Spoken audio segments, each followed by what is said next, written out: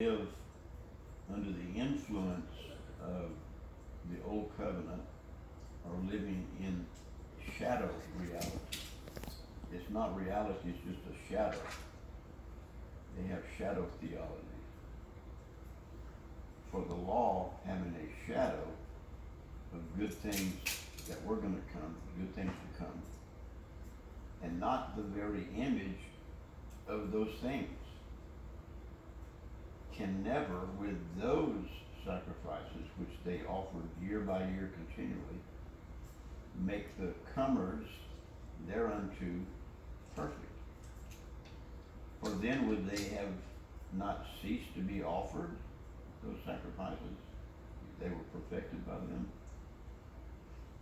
Because that the worshipers, once purged,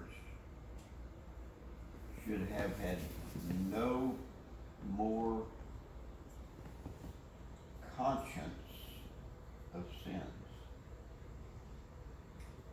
When you come into the truth of what the new covenant teaches you, the evidence, one evidence that you have entered into that is that you lose that consciousness of guilt and sin. That's pretty good. Yes, it is. Starting in verse 16, it says, God said, "This is the covenant that I will make with them after those days, saith the Lord. I will put my laws into their hearts, and in their minds will I write them." Verse 17, "And their sins and iniquities will I remember no more." Chapter 8, verse 12 says, "For I will be merciful to their unrighteousness, and their sins and their iniquities will I remember no more."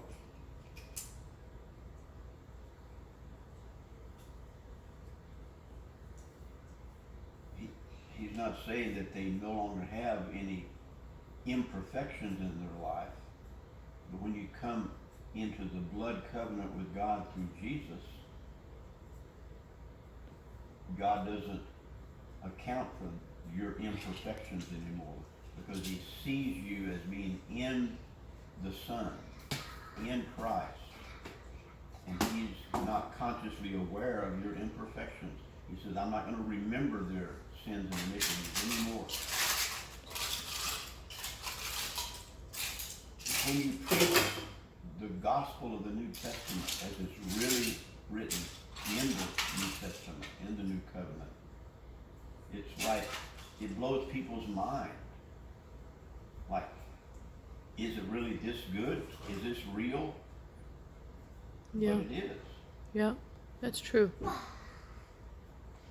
And it makes Pharisees, and it still makes modern day Pharisees very angry.